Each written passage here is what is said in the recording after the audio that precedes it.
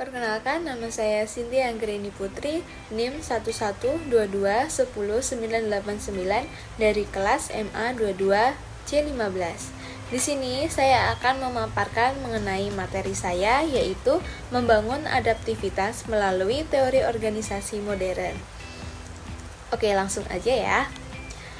Di tengah dunia yang berubah-ubah ini, akibat perkembangan teknologi, globalisasi, dan krisis yang tidak terduga seperti pandemi, organisasi dituntut untuk beradaptasi secara cepat dan cerdas.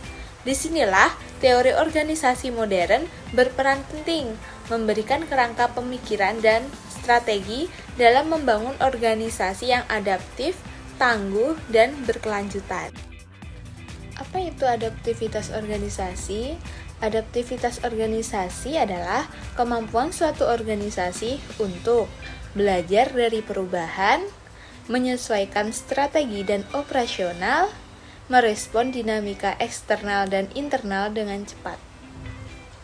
Ciri-ciri organisasi adaptif yaitu struktur fleksibel, berbasis inovasi dan pembelajaran, proaktif menghadapi tantangan, dan terbuka terhadap teknologi dan ide baru.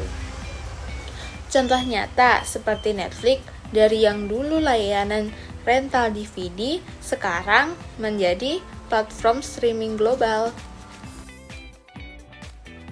Teori organisasi modern yang mendorong adaptivitas organisasi yaitu, yang pertama ada teori sistem terbuka. Organisasi dipandang sebagai sistem hidup yang berinteraksi dengan lingkungannya. Untuk bertahan, organisasi harus mampu menyerap masukan, mengolah, dan menghasilkan output yang sesuai dengan tuntutan eksternal. Yang kedua, organisasi pembelajar. Organisasi yang terus belajar dan meningkatkan kapasitas anggotanya.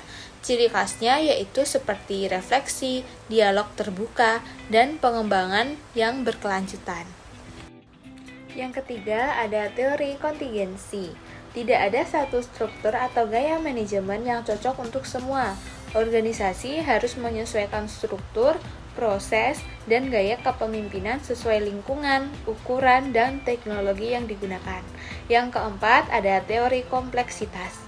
Lingkungan bisnis bersifat tidak pasti dan non-linier.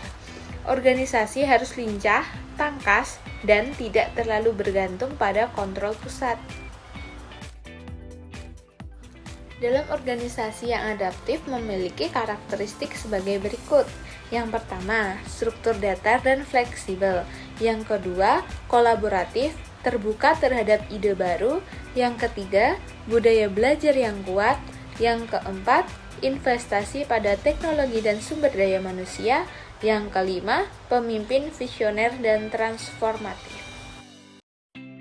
Selanjutnya ada studi kasus organisasi adaptif. Yang pertama ada Google, mendorong inovasi melalui struktur kerja yang fleksibel dan budaya belajar dari kesalahan.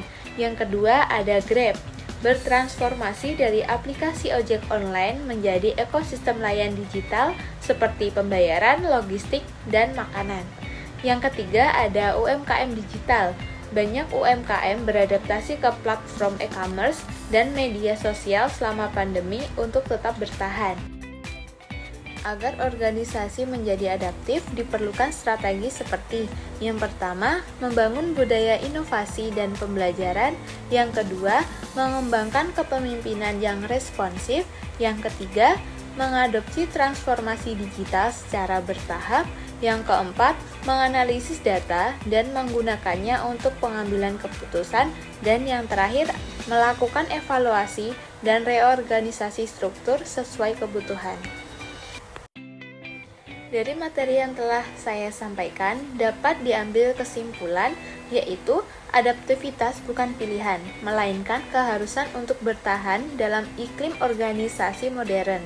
Teori organisasi modern membantu kita memahami dan merancang organisasi agar mampu beradaptasi dengan perubahan. Organisasi yang mengabaikan adaptivitas berisiko menjadi usang dan tertinggal.